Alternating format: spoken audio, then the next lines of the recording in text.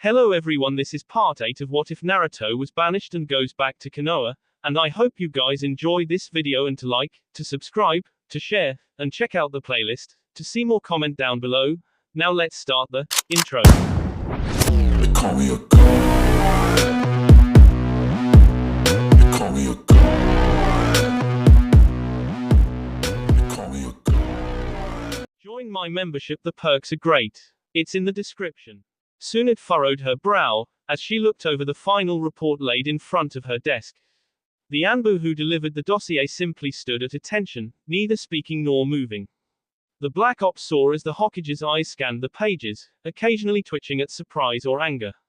The Anbu couldn't tell either way, but he'd have to guess it was the former rather than the latter. After a few minutes, Tsunade put down the dossier, and looked the Anbu square in the eye, or mask as it were. So, began Tsunade, from what you found at the blast, there was no signs of life. Yes, Tsunade Dono, spoke the Anbu, who bore the mask of a hyena. From what little there was left of the site, the blast centered right around the main building of the complex. Nothing at all. Yes, Tsunade Dono, not even a drop of bone marrow. Complete, and total, obliteration took place there. Said Tsunade, leaning back in her chair as she went over the report again. You said it started near the main household, right? Yes. And according to Naruto's report, Futeki was around in that area the last he recalled. I think I've seen this technique in a book. A book? Asked Hyena. That's right, said Tsunade, getting out of her seat, and walking towards one of the numerous bookcases in the office. It was in one of the old logs the previous Hokages wrote in. Something about a suicide kinjutsu that was made to annihilate an entire area. She picked up one of the dusty tomes from the shelf, and carefully scanned the pages, so as not to tear them in their old age. She stopped after a few minutes on a page, dotting it with her finger. Here we are, she said. After a few seconds to read over the technique, she closed the book, a firm look on her face. Tsunade Dono? Asked Hyena. There's a reason that technique is a kinjutsu, said Tsunade, slowly sitting herself back into her chair. What a horrible creation. May I ask why? According to the text, the move requires many seals to be seared into the body. The seals crawl under the skin, causing tremendous pain to the user. When the user decides to unleash the power, he must use a catalyst. I can't imagine any Kage in his right mind allowing such knowledge to his subordinates. My God, muttered Hyena, it's good fortune that Uzumaki and the others were able to survive the blast. Speaking of Naruto, said Tsunade, where is he? Last time I saw him was when I was on my way here with the report, said Hyena. It seemed he was heading towards the memorial site. I see, said Tsunade, who waved her hand to dismiss the Anbu. Hyena bowed, and then disappeared in a puff of smoke. Tsunade leaned back in her chair again, starting at the ceiling and beyond. No evidence to either include or seclude the council. On top of that, Naruto and the others were barely able to walk away from the area. What are they thinking? What is happening to my people? Naruto, what happened to you? He would make it there faster if he just used his ninja training, but Naruto chose to just limp over to the memorial site. His right leg still hurt like hell, as he landed on it wrong from the blast impact. In all seriousness, he should just be grateful that he just twisted his leg rather than being blown to bits. And of course, his injury would just be aggravated more by the fact the memorial stone is placed on top of a steep hill. He caught glimpse of his destination, and found himself sitting himself right in front of the large blue obelisk. Hello, mother, said Naruto, scratching the back of his head. He was starting to wonder why he thought this would help in the first place. Well, he was here, and Naruto surely didn't feel like limping back down the hill just yet. He stared straight at the engraving of this mother's name. I'm at a loss right now, he said. I mean, I don't even know you. The only thing I've ever known about you is your name. I wonder if that makes me pathetic.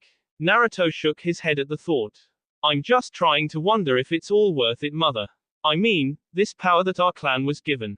I'm sure you meant the best when you gave your life for mine, but this blood has been nothing but a pain in my ass from the beginning. At first I could tolerate that I was given a great ability, even after the fact that I knew I was a Jinchuriki. I just took it as another weight on my already burdened shoulders, and chose to carry it anyways. But now that weight is getting too heavy for me, I think. Futeki is dead, mother. The man who took me in, fed me, clothed me, and treated me like a normal person is dead. He taught me how to use konwaza, and told me that with it, I could do anything. Now all it seems it's good for is to bring everyone I know in danger. What else can happen all because of me and who I am? If I became Hokage, would the village just become a giant target to whoever wants to exploit my power? And Sasuke, who I finally get to be together with again, what will become of him and Ino? And Tenten, Sakura, I don't even want to begin telling you how many worries I have over their safety, mother. Naruto looked at his left palm, almost as if it was the source of all his grief. He clenched his tightly, trying to strangle it. He was utterly confused as to what to do next, let alone if he could do anything without hurting those dear to him. It was then he heard footsteps behind him. He sensed no killing intent, so he simply waited a few moments. Within seconds, the subject had stopped right next to him, facing the memorial as well. Naruto tilted his head up, and his brow quirked at the subject's identity. I never thought you to be the sentimental type, Neji, commented Naruto.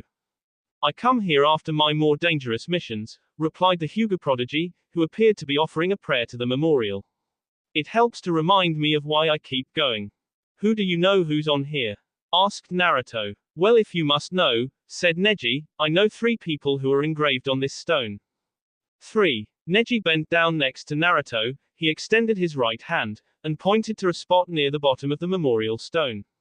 Naruto looked at the 3 names that Neji's finger trailed across. They were in order from left to right: Hitaki, Kakashi, Maito, Guy, Rock, Lee. Can you tell me how it happened? Asked Naruto carefully. No one should have to relive such horrible memories against their will. Fortunately for Naruto's curiosity, Neji nodded at his request. It was an infiltration mission, that centered around a city in the country of lightning, said Neji. Guy and Kakashi were 2 Jonin elite, very good candidates to make Kage one day even. Kakashi was the only one who outside of the Uchiha bloodline possessed the Sharingan. And Guy was considered the greatest Taijutsu master who walked the earth. Lee was my teammate, and was to be Guy's successor, but it was not to be. Enemy ambush, assumed Naruto. Yes, but not the enemy you might think, said Neji. From all signs of evidence, there were no leaks about the mission to anyone. However, we later learned that Orochimaru of Otokuga tipped off the Raikage of the 3. It was a savage battle, said Neji. The Raikage sent at least 50 of his best men after them. Even with Kakashi's, Guy's, and Lee's combined might, the numbers of their opponents were far too great. As Neji continued, Naruto looked to his eyes. He noticed a single tear forming on Neji's eye, who quickly wiped his eyes before he continued. Tenten and I were assigned to survey the battleground, he said, his Byakugan activating on its own, the veins in Neji's head bulging in pain and rage. The bastards, all that they left behind of my comrades were Kakashi's eye, Guy's arm, and Lee's scalp. Even when I got my godly vengeance on the remaining assailants, the horror of the sight still was burned into my retinas. Naruto was solemn after Neji finished his tale. He chose to keep looking at the memorial stone rather than Neji. I can't even think of losing 3 comrades, said Naruto. All I've ever lost is 1. You're referring to your mother, Neji, which caused Naruto to look at him. To answer your question, Neji continued, I've been to this stone so many times, I've passed your mother's name many times. She was honored for giving the Yondaime myself to seal the Kyubi no Kitsune. If it weren't for her, the Uzumaki would already be dead, said Naruto. So what brings you out here? I thought here I could understand why she did what she did. It seems this power of mine is nothing but a burden. I mean, it's because of me that my teacher is dead. I'm surprised, Uzumaki, said Neji. I never you thought you would such nerve. What's that supposed to mean? You know damn well what it means, said Neji, more stern than before. Your mother was almost killed herself, and yet she made sure that before she went, you would be allowed the chance to make something out of yourself. And now that she's given you such a gift, you have the gall to question her judgment. That really hit Naruto hard. Was he really being disrespectful by questioning his mother's decision? Out of all things, that was one that Naruto couldn't even fathom doing. Naruto kept on looking disdained, as Neji then picked himself up off the grassy hill. Listen, Naruto, there are always going to be hardships, death, said Neji. You and I are no different from the countless other human beings on this planet. It's even worse for us, because our profession includes killing for a living. However, if you're going to hesitate when such things come your way, well then, you're doing far more damage than you could ever do by trying to succeed. It's up to you, will you stand by and let people die, or will you yourself die trying to save them? With that, Neji began to walk back towards the village. Naruto turned his head to Hyuga. Why, Neji, are you actually concerned? He asked. I know a good shinobi when I see them, he replied. It's a waste to just let that talent grow stagnant. And furthermore, I'm quite a decent person if you get to know me. With that, Neji walked out of sight. Naruto, after a few minutes, picked himself up, offered a prayer to the memorial stone, and began limping his way back home. Naruto returned to see his home occupied. Tenten was on the couch, reading one of her, Ica Paradise, titles. Sakura was in his kitchen, fixing herself a drink. They both looked to the door, and quickly wrapped up their activities. Naru, said Tenten, are you feeling any better? Yeah, he said, giving a small smile, I think I am. Here, said Sakura, handing him a glass of juice, your leg needs the vitamins to mend faster. Thanks, Sakura, replied Naruto. He then sat himself on the couch. So, got plenty of quiet time up at the memorial? Asked Sakura. Nope, I had company, said Naruto. Who? Neji Hyuga, said Naruto. The mention of Neji caused Tenten's chest to tighten slightly. So, he went again, she said. Yeah, said Naruto, wrapping a consoling arm around her shoulder. Let's just leave it at his experience taught me a little something. Was it bad? Asked Sakura, confused as to what the other two were talking about. I'll tell you later, Sakura-chan, said Tenten. I just wish there was some other way for Futeki to beat all those shinobi and still live, said Naruto. Naruto, said Sakura, he went the way he wanted to, by saving you. If you ask me, we all want to die in the same manner, by doing it on our own individual terms. Really? Asked Naruto. Well, how would it be for you too, if you could choose? Do you want us answer that? Asked Tenten. I'm curious is all, so. Asked Naruto. No regrets, answered Sakura. That's how it is for everyone, Naruto. And that would entail. It can be whatever you want that to mean, Naru, said Tenten. It's not something we can just answer. Well, I think I have an idea, said Naruto. If I die, I'll make sure I do two things. I will, of course, protect you two and all my friends. And secondly, I will find out my family history. Well, the second may be closer than you think. Naruto looked to his house's front door. There stood Sasuke, with Ino behind him. Sasuke, said Naruto. Sasuke held up a letter in his right hand. Special delivery from Sunagakure, he said, and handed his best friend the envelope. Naruto sat back down on his couch and opened the envelope. Inside he found two pieces of paper, one overlapping the other. Naruto took the first one out, and looked at the others. They were standstill, apparently as curious as Naruto was. Dear Naruto, began Naruto, sorry for the delay about getting this letter back to you. You can thank Sasuke for being able to get it back now. He came by the city, and practically broke down my front door. He wanted to know why it was taking me 3 months to decipher and deliver the Kazekage's note to you. Truth is that I finished shortly after you and the others left sooner. I didn't think it was too big a priority, seeing as I'm busy helping Temari get past all the bureaucratic bullshit over here as she becomes Kage. It's a bunch of issues that I'm not going to go into detail, since I figure you wouldn't be able to follow monarchy politics, however oxymoronic that phrase is. Before you go straight to the note, however, there's something you need to do, Naruto. First, it would be best to let the others in on this. This is not something one can handle alone. Tell only a few people, and those you would trust with your life. Second of all, the note is not pretty, period. No matter how angry you get, no matter how justified your thirst for vengeance may be, do not just go acting out recklessly. Well, whatever happens over there, good luck to you all. You're going to need it. Nara, Shikimaru. Naruto folded the first letter, and stuffed it back inside the envelope. He then began to read the second. Autumn, 17th year of reign. My time is drawing near. I have had sensed it for a time now, but only right now have the signs begun to show themselves. Some of my most trusted men are starting to act quite rebelliously, even to question me in my own chambers. Such disrespect is only the first sign of more dire acts to follow. However, I sense it will not be only them who will play a hand in my death. My scrying ability has sensed a foreign presence in my domain. No doubt it has some malicious intentions for me. Some may think me paranoid to jump to such conclusions, but being cage means that I've been around long enough to know the difference between friend and foe. Before it is my time though, I would write this letter to you, my allies and brothers in arms. Kotaro, Rotaru, Daisaku, and Yusuko, soon as allies in Konoha. I would warn you that you are next to die. You would most likely laugh at this vague threat, and already be planning a contingency plan in case it comes to pass. However, this is no ordinary threat, this man knows of our dirty little secret. I'm talking of course about the Serioku logs. He knows that I carry the book of the Yagi. It was because of this very book, and the techniques I learned from it, that I was able to usurp the title of Kage from the previous Kazekage. Yes my friends, it is possible to refurbish the Konwaza techniques into ones normal shinobi can learn and use.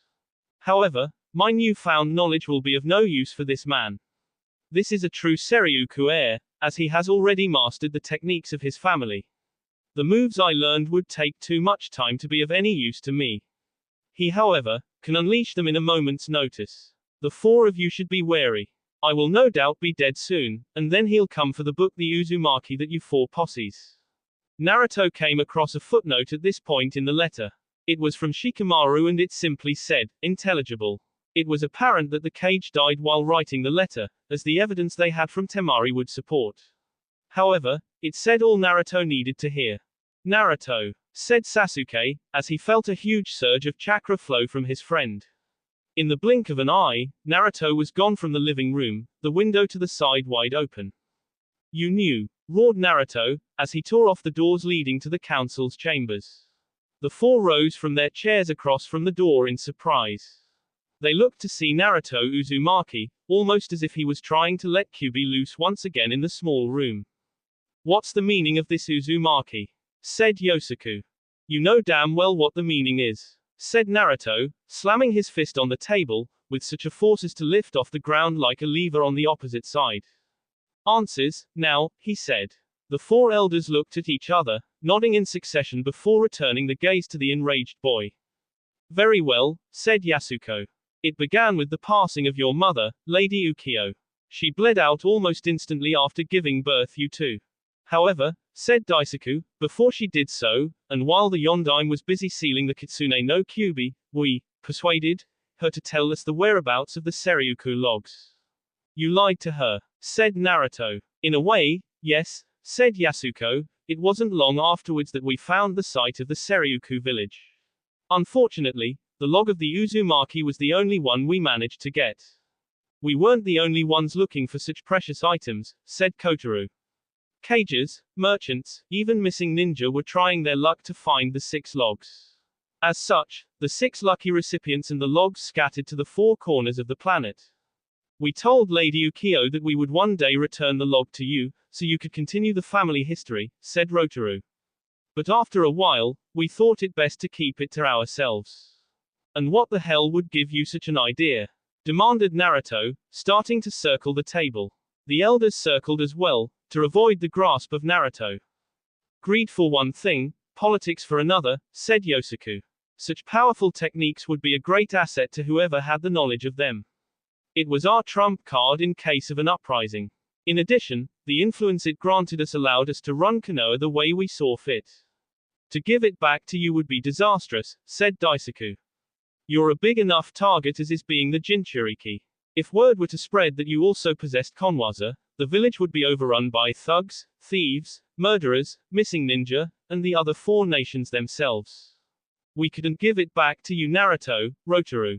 As a means to prevent us from becoming too powerful, the rest of the world joined together to wipe Konoha off the map.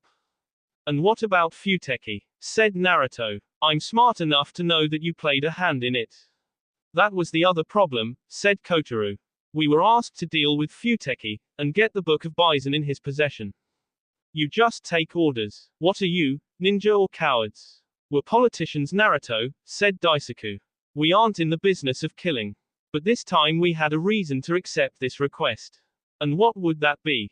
Because they hoped that by killing Futeki and getting the book before me, they could use it as leverage against me. A figure appeared from the shadows. He was about Naruto's age, with shining white hair and forceful eyes. He wore a dark purple overshirt, which no doubt covered the chainmail that bulged out underneath it. His pants were like Naruto's, also dark purple, and were engulfed at the bottom by large steel toe leather boots, ordained with steel shin guards. His right arm had on a ghastly piece of armor. It was plate, with gold plate overlaying it. It reached from his shoulder all the way down his arm.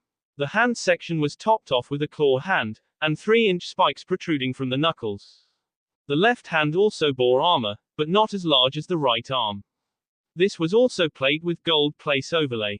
It simply reached up to his elbow. It appeared to be equipped with a fold-out arm crossbow, perfect for missions that required stealth. Tatsujin, muttered Naruto, as his eyes locked onto the form of his nemesis. But of course, continued Hirase, ignoring Naruto for the moment, they failed to account for Futeki's little suicide bomb. It made it so much easier to just pick up the book from the scraps. Hirase, said Yosaku. Enough of you little games, gentlemen, said Hirase calmly. He then took out 4 small beads. He proceeded to crush them one by one. The elders simply stopped moving, and collapsed to the floor instantly. Naruto was shocked, and went over to one of the bodies to check for a pulse.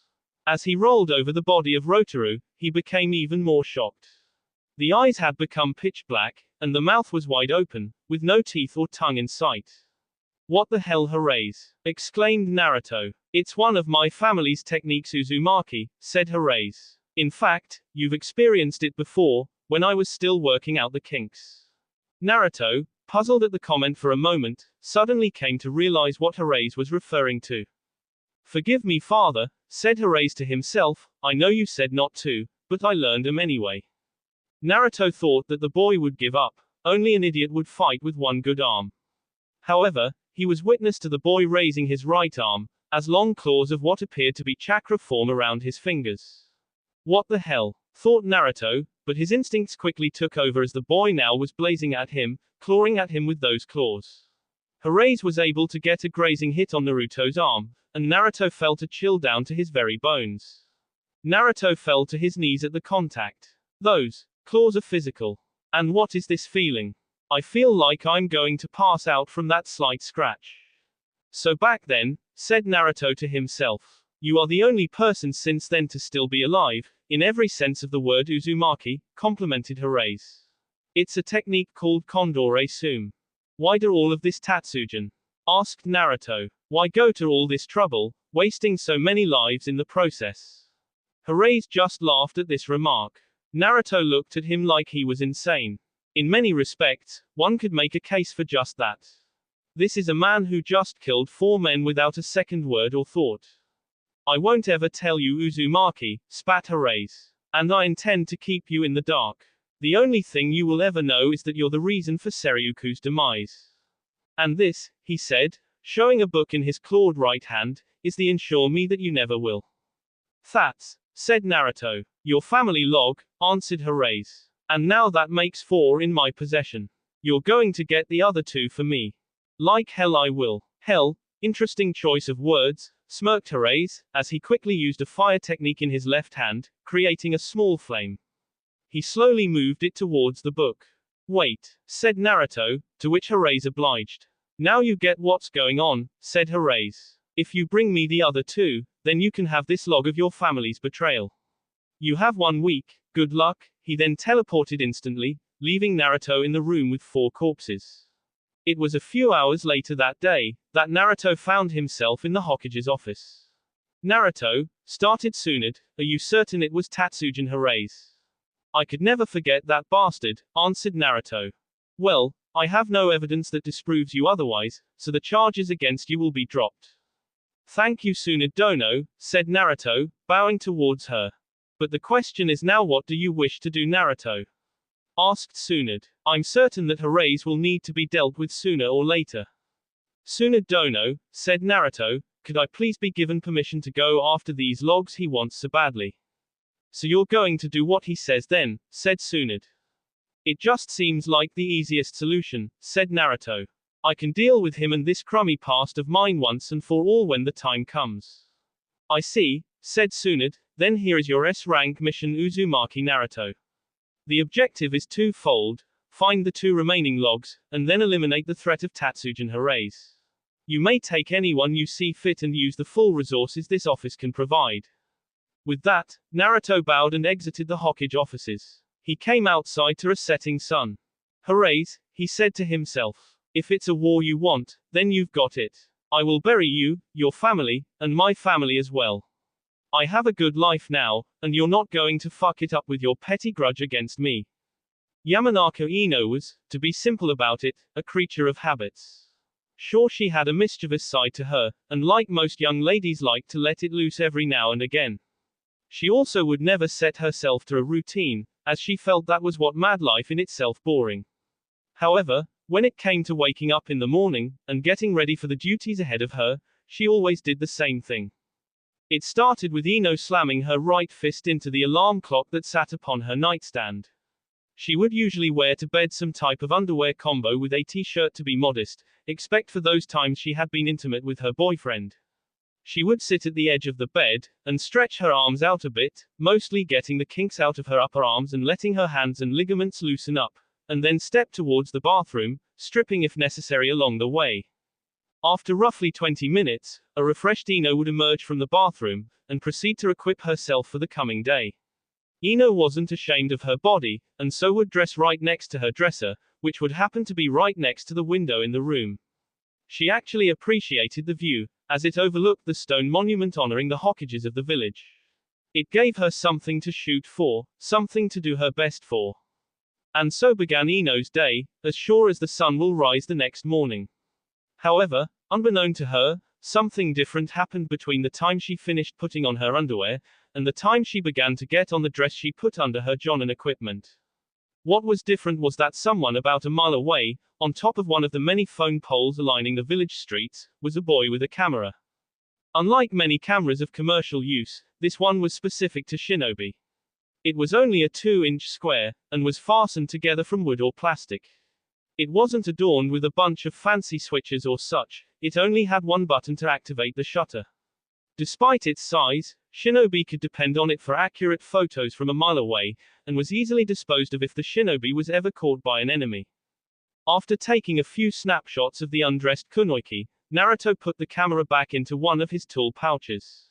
He looked towards Ino's apartment, as if deciding what to do next.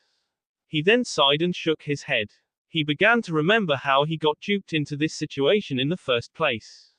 It was roughly 2 days ago, and Naruto was out scouting the surrounding areas of Konoha.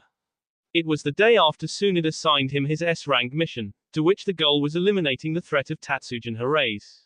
However, if he wanted his prey, Naruto would need the proper bait, and that was in the form of the last 2 Seryuku logs.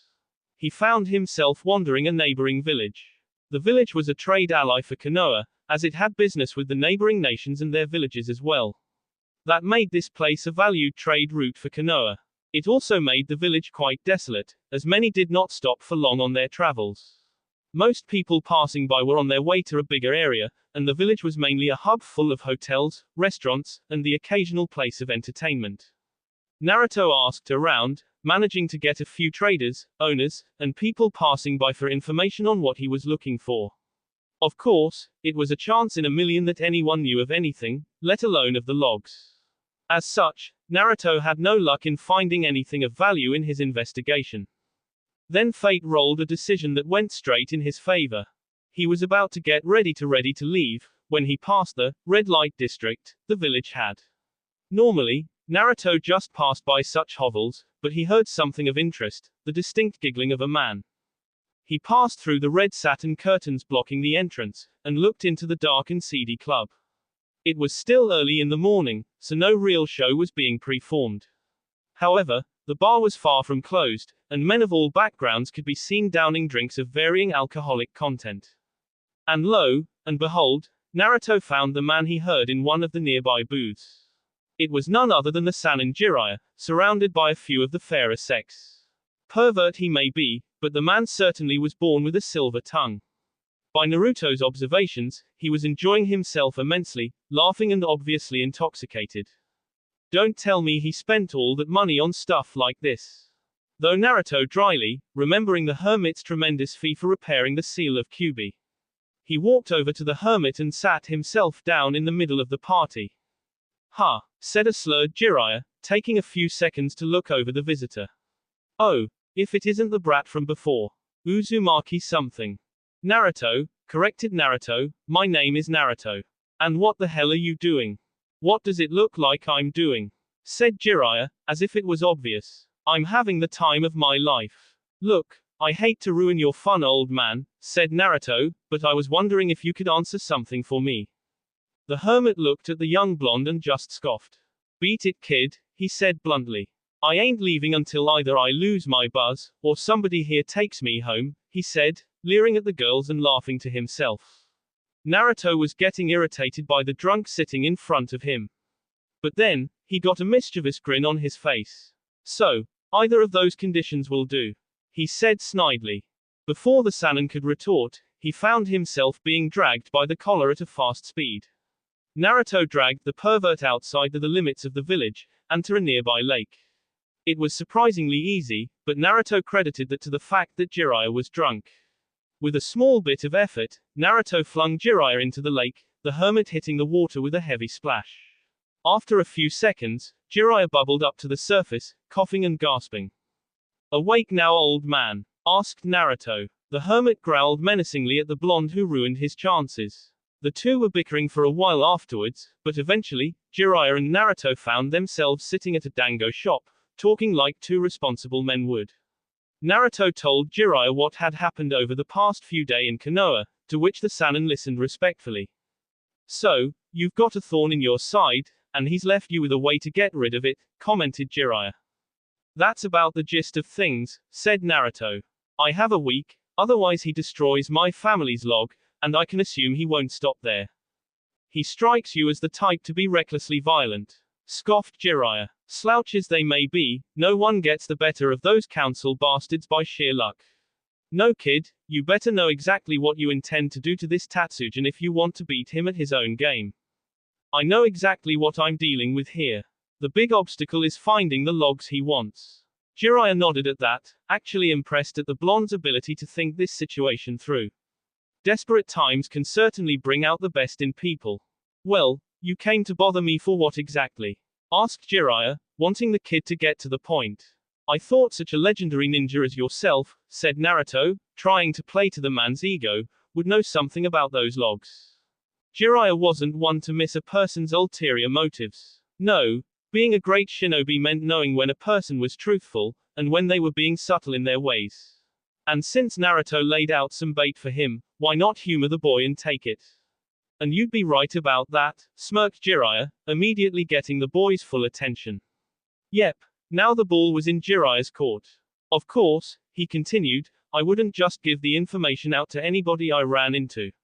No, this special information has a price. Naruto groaned at this remark. What do you want now? He said. I'll let you know right away that I don't have a ton of money to pay you with.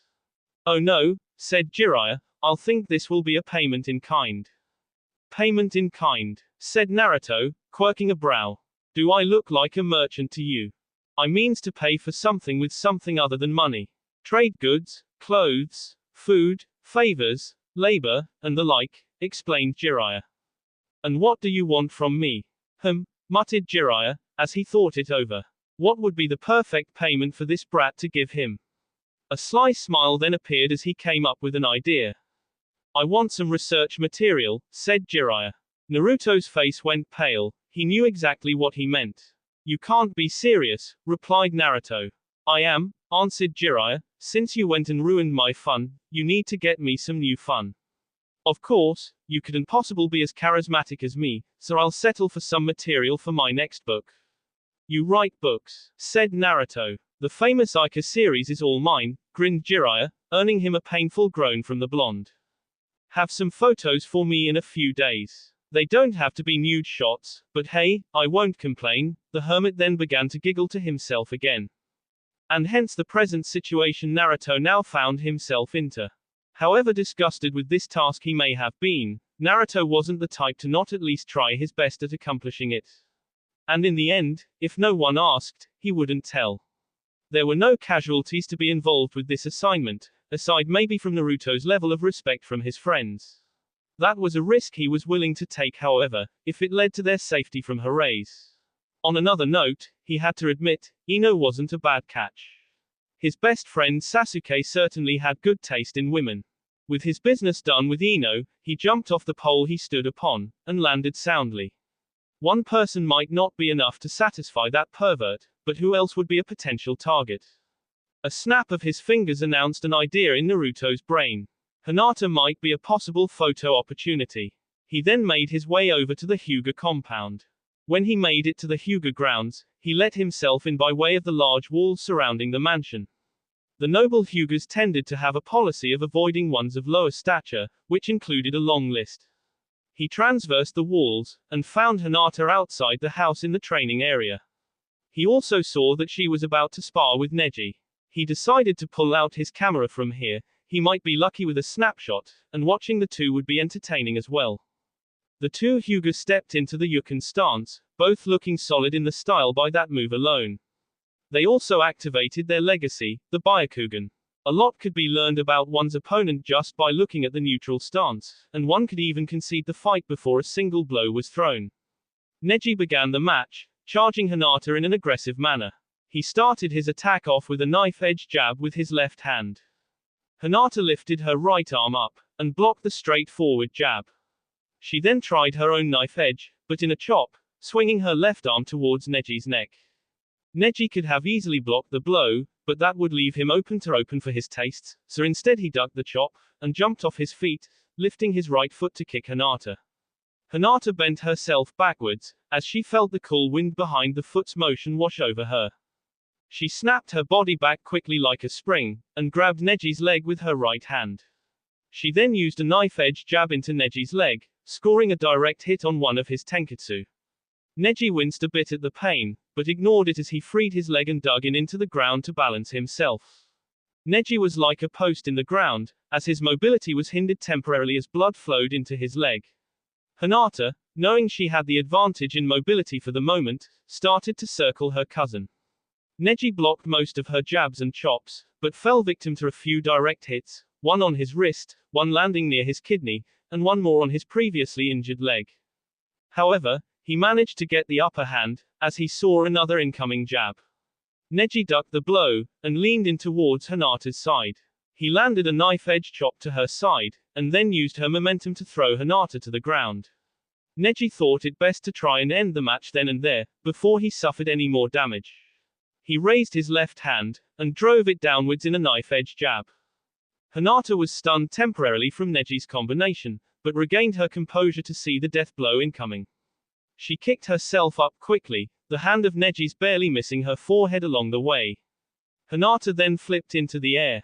Naruto, almost in a trance as he watched the match, almost missed his chance. He aimed his camera towards the flying figure of Hinata. She was almost doing a swan dive in reverse, as she had her chest extended, and her arms out to her side for balance. The wind surrounding her started to blow her trademark coat upwards, and Naruto zoomed in on the underside of Hinata Hyuga. He took several shots, as his target was in motion, and managed to get a few decent pictures of Hinata. Hinata landed, and was quickly dodging her cousin's assault, forcing her back towards the compound's walls. Neji was serious, as he gained his mobility again. He would turn the tables instantly. From an outsider's perspective, it almost looked like Neji collapsed, and was falling to the floor. However, Neji's right leg was rooted to the ground still. In an incredible feat of flexibility and balance, Neji dipped his body, dodging a chop from Hinata, and lifted himself up again, landing two quick jabs to the back of Hinata's right leg. This caused the Hyuga female to lose her footing, and she fell to the ground. She looked up to see Neji's right hand a centimeter away from her forehead.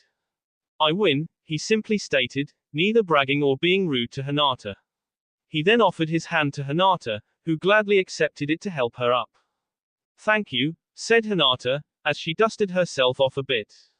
It was nothing, your technique is getting more sharp, complimented Neji. I've been working hard at it, even sparring with Shino and Kiba-kun to practice against different styles, she said. Hinata noticed, however, that Neji's attention was somewhere else. Neji quickly took out a kunai, and threw it towards one of the compound walls. Naruto jumped at the incoming weapon, and realized that he was caught red-handed. Uzumaki, came a growl from behind Naruto. The blonde turned to see a stern Neji. Yo, said Naruto, completely at a loss for words. How the heck does one explain such a situation? Don't greet me so casually, shouted Neji. What the hell are you doing spying on me and Hinata-nisama? Well, ya see Neji, it's kind of complicated, said Naruto, maybe this would help out. Naruto, in either a brilliant or idiotic move, handed Neji the shinobi camera. After all, Naruto couldn't possibly explain what he was doing without some signs of evidence. Still, those pictures would be damning, if not infuriating to others. Neji took the small device, and tapped on the side of the camera, revealing a hidden dial. He then looked in the viewfinder, while twisting the dial. Naruto looked nervous, as Neji's face grew more and more shocked with each picture. Neji looked to Naruto, a look on his face that was pretty unknown. For a Hyuga, it was easy to see what they were feeling with regards to their look. However, Neji was sending Naruto no signals with this face. It's part of a deal I made with Jiraiya, said Naruto. I have to give him research material to get some information out of the old bat. Do you understand, Neji? Oh, I do, Uzumaki, said Neji, in a creepy upbeat voice. He then tossed the camera to Naruto. Naruto sighed in relief at that. I understand you need a few lessons in voyeurism beat into you, roared Neji. He charged Naruto in a flash and jabbed him in the gut. He was disappointed, however, as the Naruto vanished in a puff of smoke. Karawari, exclaimed Neji. He then proceeded to hunt down the fugitive pervert. He took in a gulp of air, as he managed to escape an angry Hyuga without a scratch. His substitute Naruto worked like a charm, and now Neji had no lead as to where the real Naruto hiding. Naruto took a look at his surroundings, and found himself in one of the nearby alleys of the main street of Konoha. He decided to be cautious, as Naruto was sure Neji would be looking for his ass for a while. As he walked down the street, he was getting ready to just get this task over with. He should, however, get one more set of shots for the old bat. It was then he decided on a dire method. It was a method that many had tried before him, only to fail miserably, and be scarred in the process. It was a place where true voyeurs were made, and the fakes were left for dead. Naruto, of course, meant to sneak into the village bathhouse. It was near dusk, and many people were coming in and out of the bathhouse. It served both a maintenance and a social purpose. Many came to get clean, but it was also a close way to spend time with friends. Naruto decided the best method of entry would be the rooftop. He jumped to the top, and tapped on the multiple roof panels. It was after 10 minutes or so that he heard what he wanted to hear, the sound of a weak and hollowed part of the roof. Naruto channeled a small amount of chakra to his fist, and made a small size hole in the roof. It would be a tight fit, but Naruto was flexible enough to squeeze inside. He landed inside the house, where he was joined mostly by the support beams for the roof. He walked himself around the various rafters and support beams, and soon enough found himself above the main bathing areas. In the men's section was a few of his friends. Kiba was in the bath, Akamaru behaving himself by simply floating on his in the warm inviting water. Sasuke was there too, his eyes closed tightly, it almost seemed like he was asleep. The women's section, his main objective, was quiet, but had a few choice targets. First was one of the Jonin elite, Yuhi Kurenai. She was without a towel in the bath, and was having herself a few cups of sake with someone else, as the bottle sat on a plate which floated on the calm water. Kurenai's drinking buddy was a Jonin known as Mitarashi Anko. From what little information Naruto knew about her, she wasn't one to exactly complain of being watched in the buff. She was a unique one, but still a Jonin elite to be taken seriously. Naruto walked on top of the rafter directly above the two women, and knelt downward to get a closer look. He swallowed a gulp, as he had a good sight of the gorgeous bodies of the two kunoiki. Naruto took the camera out, and took a few shots of the ladies. But then Naruto's luck would run out. The intense heat of the house was kept inside quite well. The rooftop helped to circulate the rising air, while keeping it inside the bath. As such, the humidity was outrageous, and Naruto was soon perspiring. He realized this situation, but it was too little, too late. A drop of sweat rolled down his cheek, hung teasingly at his chin, before dropping to the bath below. Anko and Kurenai, being shinobi of the highest caliber, immediately took notice of the drop. How the heck did a droplet fall from the ceiling? The rafters were made of the highest quality wood, and easily soaked up most of the water vapor. They only had one conclusion: the two women had an uninvited guest. Pervert! Shouted Kurenai, loud enough to get the attention of Kiba and Sasuke in the opposite bath. They looked to the ceiling, and Naruto knew that he was dead meat. Naruto ran to his entry hole, and rushed himself up onto the rooftop. He started to make a run for it. Well, said a voice behind him. Well, so much for leaving unscathed. Naruto turned around to see Anko, towel around her body, cracking her knuckles. She bore an evil smile on her face. If it isn't the Uzumaki. I don't believe you've met me before, but we're about to get real intimate. She told the blonde. Anko rushed Naruto, to which he easily backed away. However, he momentarily forgot Anko wasn't alone. He bumped straight into Kurenai, who clasped onto his trapezius muscles, and lifted him from the ground. Naruto winced in pain at the hold, as Anko slowly walked towards her prey. You will have to explain yourself, young man, said Kurenai. Sorry Kurenai-senpai, spoke Naruto. I've got other business to attend to. In an instant, Kurenai was holding onto a log. Anko and herself looked around, and saw Naruto escaping to the other side of the roof. Hitoshizu Hibite, shouted Anko, as three snake prongs shot out and attached themselves to Naruto. As he struggled to escape the technique, Kurenai approached him and attempted to subdue him with Taijutsu. She began with a round kick with her right leg. Naruto was at a double disadvantage in this situation. For one, Naruto was held onto tightly by Anko's snakes, so it would take him some time to struggle from the grasp. Secondly, and was more serious, was the fact that these were his fellow shinobi. He couldn't try to really fight them, for they had done nothing wrong in this situation. Any damage he tried to do to them would result in a harsh punishment from the Hokage. Naruto jumped Kurenai's kick, to which she followed with the other leg in a windmill kick. He ducked the incoming leg, and then raised his arms in time to block a few swift punches heading for his face. Kurenai unleashed a few more punches, and then tried to use a thrust kick on Naruto, spinning her body to build momentum. Naruto blocked the punches, and then leapfrogged the kunoiki using her shoulder. It was at this point he sensed Anko approaching the brawl. The snake kunoiki was trying to flank him, and she was heading for his backside quite fast. Anko tried her hand with a tornado kick, to which Naruto ducked. He realized though, that instead of continuing her movement, she had halted right inside his zone of combat. He quickly adapted himself, as Anko tried to punch, chop, twist, hold, and block Naruto's arms in close combat. Soon enough, Kurenai entered the fray, and Naruto was trying to hold off two assailants in hand-to-hand combat. Defense being Naruto's specialty helped greatly, as he blocked, dodged, and twisted his body in attempts to keep himself safe. Still, he didn't know how long Kurenai and Anko could keep this assault up, so it was in his best interest to finish this quickly. Naruto brought his hands together for seals. At first Anko and Kurenai thought that was a golden opportunity, as no shinobi was foolish enough to try techniques at this range, especially with two enemy ninja attacking them in the process. They were unaware, however, of Naruto's ability to utilize his chakra to other areas of application. Focusing a small amount of chakra into his forearms, while his hands were clasped together, Naruto shoved Anko and Kurenai with his forearms. The force sent the two kunoiki several feet backwards, but Anko's snakes remained attached. Kawara Shuriken, shouted Naruto, and sent several of the rooftop tiles towards the ladies, and two towards the snake prong bodies.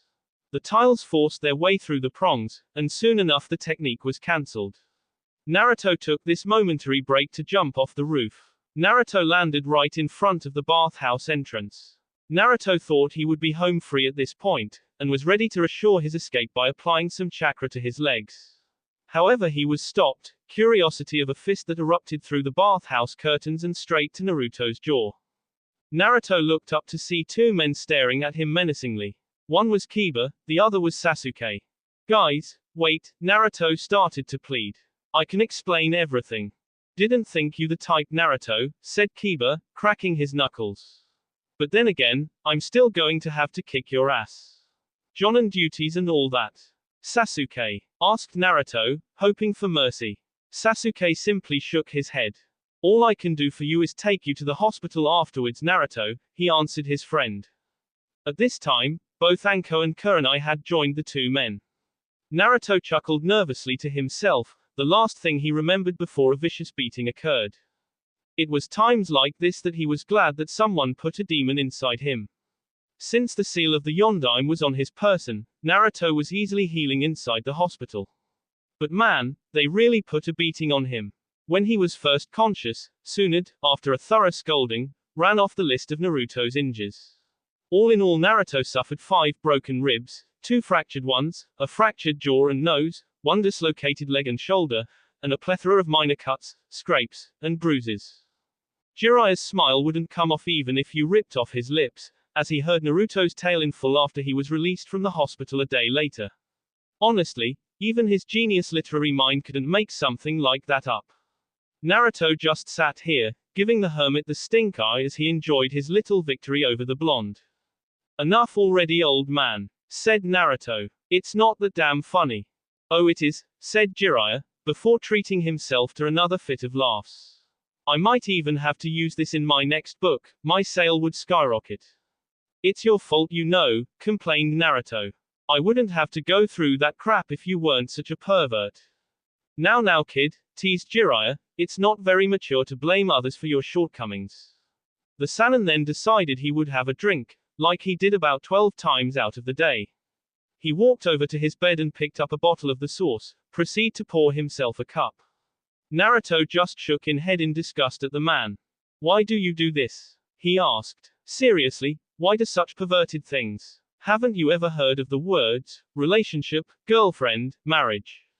Oh, I have, answered the Sannin, not even bothering to look at the kid as he enjoyed himself. And yet you resort to pictures and peeping. What is it about you, huh? It was at that remark that Jiraiya gave Naruto a discerning eye. Did this kid really want to know his harsh, brutal opinion? Ah well, why not, the kid deserved to know a bit more. I'm a born single kid, Jiraiya stated. A what? Asked a confused Naruto.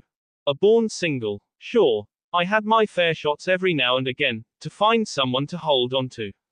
But that was a long time ago, and I'm too old and undesirable to find someone now. In short, I gave up on love a long time ago. Are you shitting me? Asked an incredulous Naruto. Do you really think that's how life goes? It's called Darwinism, kid, look it up, said Jiraiya. No, there's got to be something more to it than you just not being desirable, argued Naruto.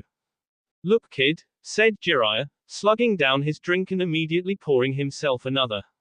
Do you know how many people like you are out there? What do you mean? I mean the people that spout the same bull like you do. You always try to see the best of things. You believe in that red string of fate. You always tell single people, like your friends or family, that you're sure they'll find somebody. But that's not how life plays out, kid. If it did, people wouldn't change, society wouldn't evolve, and the gene pool would eventually run itself stagnant. Look, kid, said Jiraiya. People are lucky enough if they can find one special person to spend their lives with. But you're one of those rare lucky bastards that found two. Do you have any idea how significant that is? Of course I do, defended Naruto, I love them both dearly. I would do anything for either of them. No, scoffed the hermit, you love them, but do you have any idea of the significance of that? You have a bond that comes along once in a millennium, if we're lucky. What is it you're trying to tell me, Jiraiya? Asked Naruto. I'm saying don't waste your time trying to convert me into a married sort, kid, he explained. That was the lot I was dealt in life. And I have absolutely no regrets, and when I leave behind one of the most legendary shinobi careers of all time. And you're okay with that? Of course, he said, then chuckled lightly. Besides, it's not like I haven't had a chance to try the fruit that is, woman, kid. You, on the other hand, have something to look forward to. With that, Jiraiya walked over to his numerous knapsacks, and rummaged around. Like I promised, said Jiraiya, I have the information you seek. The log of the Watanabe is with someone you know about now. Who's that? Orochimaru, said Jiraiya, turning a serious look to Naruto. If you really need that book, I'd be very careful, kid. And the other one? The Book of Dorogon? Asked Naruto, brushing off the previous statement for the moment. Right here, said Jiraiya, as he pulled out a ragged tome from his knapsack. It was something I managed to get my hands on after a certain job someone paid me for. Are you serious? Exclaimed Naruto. You knew this whole time. Why make me do all the crap then? Determination, answered Jiraiya. I was wondering how far you would go to get these books. And now I know that you're definitely capable of getting the last log out of that snake's fangs. He held out the log to Naruto, who grasped it with one hand. You were testing me this whole time, why? He asked. I thought you saw me as a brat. You are a brat, said Jiraiya, but you're a brat with a strong sense of justice and ideals. It's just too uncanny to be a coincidence. You're almost like another version of myself. So I'm like you? He asked the hermit, as a grateful smile came to his face.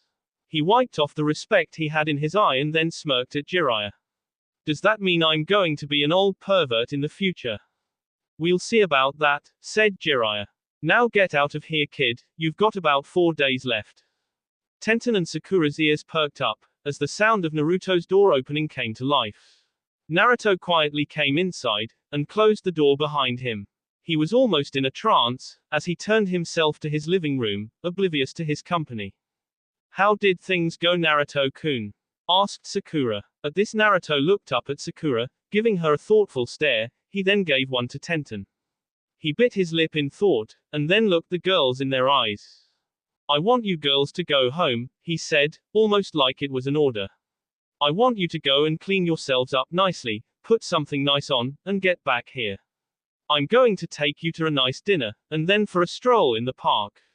I'm going to treat you like queens, and I'm going to say all the things that still need to be said. I'm going to make you so happy you'll swear you had died and went to heaven. Tenten and Sakura were overwhelmed at the seriousness of Naruto.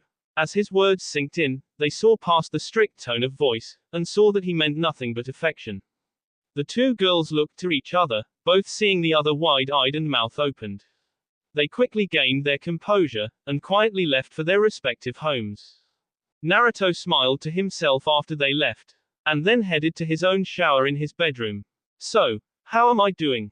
Would this make you believe I understood, Jiraiya Dono? That will be all for this video. Be sure to like, subscribe, share, and comment down below for more videos. Goodbye.